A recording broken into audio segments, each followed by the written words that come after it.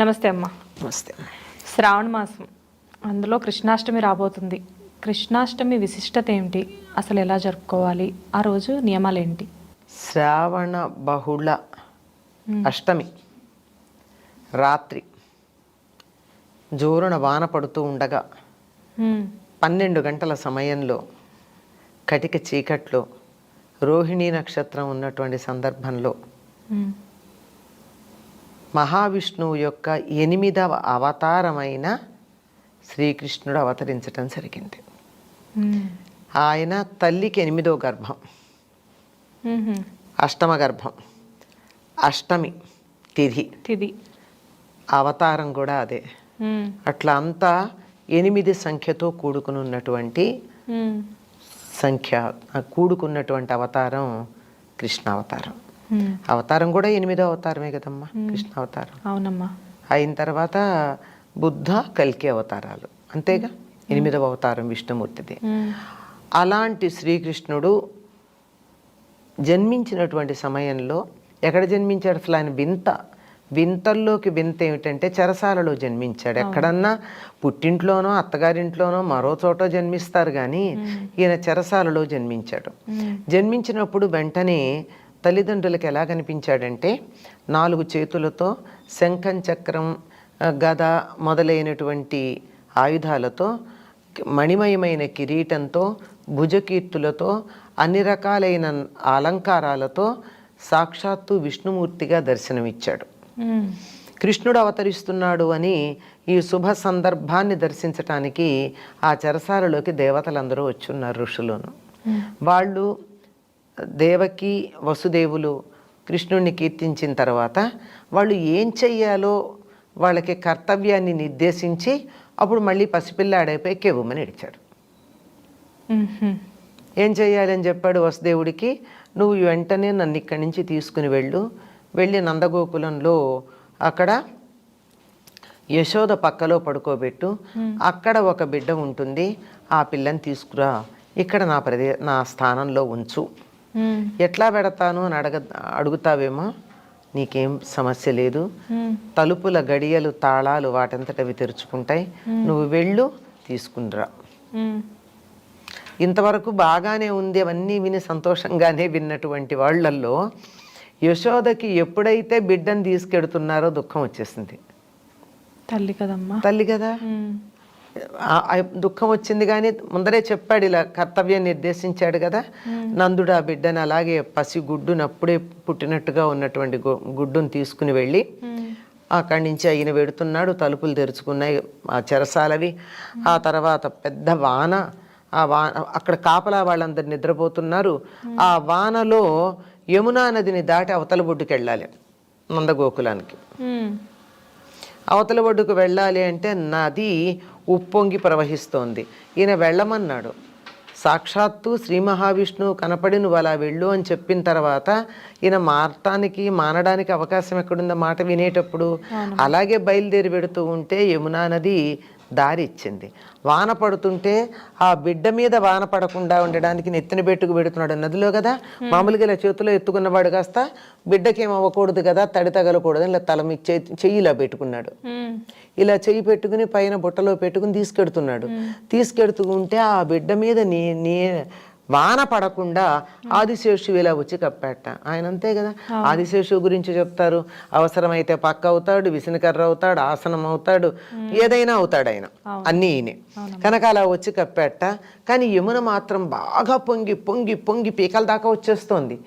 అప్పటికి అందులో ఉన్నటువంటి బిడ్డకు అర్థమైంది యమున ఎందుకు పొంగుతోంది అని. దారిస్తోంది కానీ పొంగుతోంది ఎందుకు అంటే కృష్ణుణ్ణి స్పృశించాలని.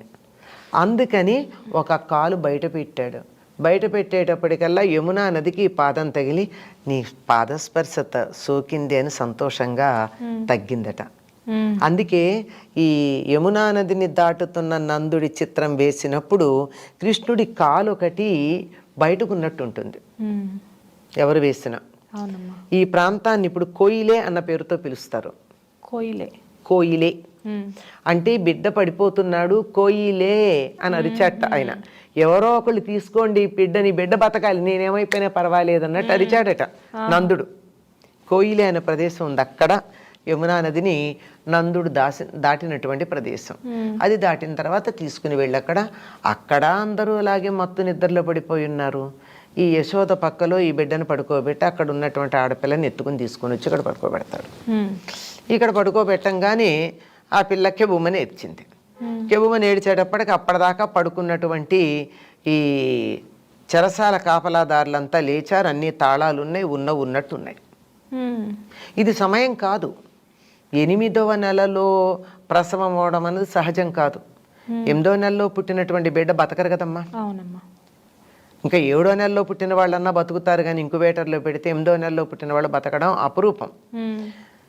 ఇది కాదే, ఎందుకు ఇట్లా అయిందని కంగారు పడుతూ వచ్చాడు కంసుడు.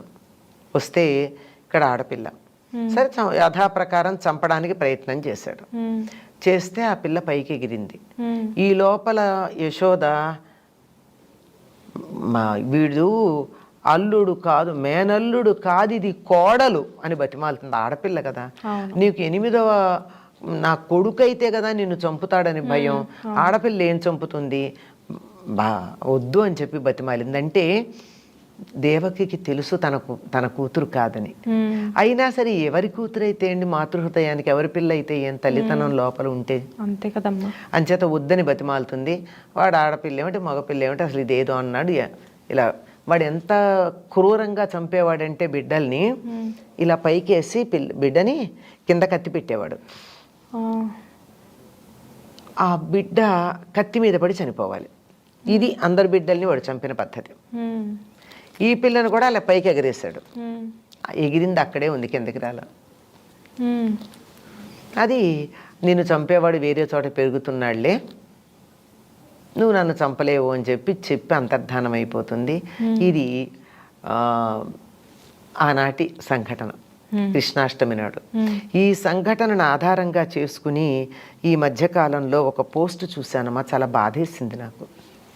ఏమంటే, ఎంత మేల్ చావనిస్టిక్ సొసైటీ మనది. కృష్ణుడు పుట్టినరోజు గురించి చెప్పారే తప్ప ఈ యోగమాయ పుట్టిన దాని గురించి ఎవరు మాట్లాడలేదు, దాన్ని చంపిన దాని గురించి ఎవరు మాట్లాడలేదు అని చెప్పి ఒక పోస్ట్ పెట్టారు. నాకు చాలా బాధ అనిపించింది. ప్రతిదానిని మనం ఇలా కూడా చూడగలమా అని. యోగమాయ గురించి మాట్లాడలేముంది, మేమిద్దరం ఒకటే అని చెప్పిందిగా యోగమాయ. కృష్ణుడు పుట్టాడు అన్నప్పుడు యోగమాయ లేకపోవడం ఏమిటి? దాన్ని చెప్తారు, ఇక నుంచి నువ్వు కాత్యాయని అన్న పేరుతో ఇక్కడుండి అందరి చేత ఆరాధించబడతావని కృష్ణుడు చెప్పాడు. గోపికలందరూ కాత్యాయని వ్రతమే చేశారు. అది పుస్తకాలు చదవం కదా, పుస్తకాలు చదవకుండా అక్కడ హియర్సే అంటారే, వినికిడి పట్టుకుని మాట్లాడేటటువంటి మాటలు. అక్కడేమీ ఆ బిడ్డ చనిపోలేదు. దాన్ని మనం కృష్ణాష్టమిని కృష్ణుడు పుట్టిన రోజుగా కాక యోగమాయని చంపిన రోజుగా మనం భావించాలి అని చెప్పిన దానికి మనం దాన్ని ఏ రకంగా అర్థం చేసుకోవాలో చూడండి. యోగమాయ ఏం చనిపోలేదు, ఆవిడ అంతరిక్షానికి ఎగిరింది, వెళ్ళి అక్కడ ఉంది, వాళ్ళందరి చేత పూజించబడింది. కృష్ణ సోదరి ఆవిడ, కృష్ణ సోదరిగా ఆవిడికి కూడా ప్రాధాన్యం ఉంది, లేకపోవడమేం లేదు. ఆవిడకున్న నామాల్లో కృష్ణ సోదరిని కూడా ఉంటుంది. ఇంకా గట్టిగా చెప్పుకోవాలంటే చేతైతే చెయ్యండి, ఇలా బాధపడే కన్నా ఈనాడు యోగమాయ ఆవిర్భవించిన రోజు అని చెప్పి పండగ చేసుకోండి. ఎవరన్నా వద్దన్నారా? కృష్ణాష్టమి రోజేనా? అదే కదా, ఇద్దరు జన్మించింది ఒక రోజే. అవునమ్మా. అది అలాగా చాలా అద్భుతాలు జరిగినటువంటి అద్భుతావహమైనటువంటి జన్మ శ్రీకృష్ణుడిది. అంటే పుట్టంగానే తన విష్ణుమూర్తి యొక్క రూపాన్ని చూపించి తల్లిదండ్రులకి వారు ఆచరించవలసిన కర్తవ్యాన్ని నిర్దేశించినటువంటిది. అలా కర్తవ్య నిర్దేశం తల్లిదండ్రులకు చేయడమే కాదు, జీవితం అంతా కూడా కర్తవ్య పాలనకే పూర్తిగా ఆయన అంకితం చేసినట్టుగా కృష్ణుడి జీవితం చూస్తే తెలుస్తుంది మనకి. ఓకే, అంటే అసలు ఇప్పుడు కృష్ణాష్టమి సెలబ్రేషన్స్ చాలా మంది జరుపుకుంటూ ఉంటారు. అవునమ్మా. అసలు జరుపుకునేటప్పుడు అసలు ఏం చేయాలంటారమ్మా ఆ రోజు? నిజానికి కృష్ణాష్టమిని ఒక వ్రతంగా జరుపుకునే పద్ధతి ఉంది. ఆ కృష్ణాష్టమి వ్రతం జరుపుకునే వాళ్ళు కృష్ణాష్టమి ఏ రోజు రాత్రి అష్టమి ఉంటుందో ఆనాడు ఉదయం నుంచి ఉపవాసం ఉంటారు. ఎందుకంటే ఏ స్త్రీ అయినా ప్రసవానికి వెళ్ళబోయే ముందు భోజనం చేయదు. అవునమ్మా. కడుపు ఖాళీగా ఉంటేనే తేలిగ్గా అవుతుంది, నొప్పులు బాగా వస్తాయని. అందుకని ఎవరికి వాళ్ళు తమని తాము దేవకిగా భావించుకుని ఉదయం నుంచి రాత్రి రాబోయే ప్రసవం కోసం ఎదురు చూస్తున్నట్టు. ఆడ మగ సంబంధం లేదు ఇక్కడ. మళ్ళీ మగవాళ్ళు కూడా అందరూ ఉపవాసం ఉంటారమ్మా. వారు కూడా ఉండొచ్చు. ఉండొచ్చు కదా, ఉంటారు. ఉండకపోతే తప్పే తప్ప, ఉండొచ్చు అని ఏం కన్సెషన్ కాదు, ఉండాలి. మానేశారు తప్ప మనం ఏం చేస్తాం? అయ్యో కృష్ణుడు వాళ్ళకి దేవుడు కాదా? అంతే కదా. కృష్ణాష్టమి వాళ్ళు చేసుకోరా? ఆడవాళ్లే పరిమితమా? కాదు, అందరూ అలా ఉండి, సరే ఏ పండగ చేసుకున్నా మనం ఇల్లు కడుక్కోవడం, శుభ్రంగా చేసుకోవడం చేస్తారు. తమిళ ప్రాంతంలో ఒక అలవాటు ఉంది. ఏమిటంటే మనం మామూలుగా ఇల్లు కడుక్కుని ముగ్గులు వేసుకుంటే వాళ్ళు మాత్రం కృష్ణుడి పాదాలు వేస్తారు. గుమ్మంలో నుంచి లోపలికి మందిరం దాకా వచ్చేటట్టుగా కృష్ణుడి పాదాలు వేయడం అక్కడ అలవాటు. ఎవరి అలవాటు వాళ్ళది, ఎవరి ఇష్టం వాళ్ళది.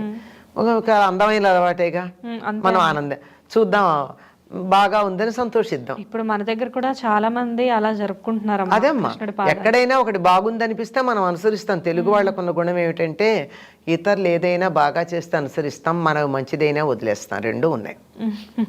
మంచిదే, అనుసరించడంలో తప్పేం లేదు. రోజంతా ఇలా ఉపవాసం ఉన్నాక ఈ సమయంలో కృష్ణుడినో తలుచుకుంటూనో, కృష్ణనామమో లేకపోతే విష్ణు సహస్రనామమో ఏదో చేసుకుంటూ పిండి వంటలు చేస్తారు. కృష్ణుడు బాలకృష్ణుడుగానే మనకి చాలా ఇష్టం. గోపీకృష్ణుడు, పార్థసారథో అన్న దానికన్నా. అందువల్ల కృష్ణుడంటే ఒక విగ్రహంలో ఉన్నాడా? అందరి పిల్లల్లో లేడు. పిల్లలందరూ కృష్ణుడు రూపాలే కదా. అందుకని ఆ పిల్లలకందరికీ సాయంకాలం పూజ చేశాక ఈ చేసిన పిండి వంటలన్నీ పిల్లలకి పెడతారు. రకరకాల పిండి వంటలు పిల్లలు తినేవి, పాలకాయలు, కజ్జికాయలు, చేగోడీలు, ఇలాంటివి అనమాట. ప్రత్యేకించి ఇదే పిండి వంట చేయాలి అన్న నియమం ఏమీ లేదు. పిల్లలు తినేవి బాగా. కొన్ని పెద్దవాళ్ళు తినేవి ఉంటాయి కదా, హల్వాలు లాంటివి అనుకో. పిల్లలు ఏం తింటారమ్మా? వాళ్ళ కరకరలాడుతూ కొరికేటటువంటివి, ఇక్కడి నుంచి పట్టుకెళ్ళి ఆడుకుంటూ మధ్యలో తినేవి, చేతికి అంటనివి వాళ్ళకి కావాలి. అవునమ్మా, పిల్లలు తినేవి అవే కదా. అట్లాంటివి చేసి పిల్లలకి అందరికీ పెట్టడం, ఇంకా పూజలు భజనలు ఇవన్నీ చేస్తూ రాత్రి 12 గంటలు అయ్యే వరకు పూజలు చేస్తా. దానికన్నా ముందు పూజ మొదలుపెట్టి పూజ చేసి 12 అవగానే కృష్ణుడు ఆవిర్భవించాడు అని చెప్పి ఉయ్యాల్లో వేసి ఊపుతారు. ఇంకా సంప్రదాయం తెలిసినటువంటి వాళ్ళు చంద్రుడికి అర్ఘ్యం ఇస్తారు. కృష్ణుడు పుట్టాడు అనగానే అయిన తర్వాత కొంతమంది పడుకుంటారు. ఉండలేని వాళ్ళు, లేని వాళ్ళు కొనసాగిస్తారు ఆ భజనలు పూజలు అవి. మర్నాడు ఉదయం మామూలుగా కాలకృత్యాలు అవన్నీ అయిన తర్వాత స్నానం చేసి మళ్ళీ పూజ చేసుకుని అప్పుడు చేసినటువంటి వంటని దేవుడికి నివేదన చేసి ఊళ్ళో వాళ్ళకి పెట్టి అందరికీ పెట్టి తర్వాత తింటారు. అయితే ఈ సమయంలో సరిగ్గా కృష్ణుడు పుట్టంగానే చేసేది ఏమిటి అంటే, పుట్టాడు అనగా 12 గంటలకి వెన్న, తేనె, పాలు, పెరుగు ఇవి నివేదన చేస్తారు. దొరికితే ఆవువే ఇవన్నీ. ఆవు పాలు, ఆవు పెరుగు, ఆవు వెన్న, ఆవు నెయ్యి ఇవన్నీ నివేదన చేస్తారు. కండ చక్కెర, మామూలు పంచదార కాదు, కండ చక్కెర చేస్తారు. అంటే పటికి బెల్లం దంచి చేసినటువంటిది. అటువంటిది ఇది నివేదన చేయడంతో పాటుగా ఈనాడు చేసే ప్రత్యేకమైన నివేదన ఏమిటంటే కాయం.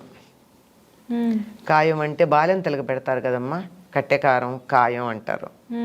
అంటే ప్రసవం అయిన తర్వాత మళ్ళీ ఆ అమ్మాయికి వాతం కమ్మకుండా పాలు బాగా పడుతూ శరీరం ఆరోగ్యంగా ఉండడానికి సొంఠి మొదలైనటువంటి దినుసులతో తయారు చేసినప్పుడు ఉంటుంది.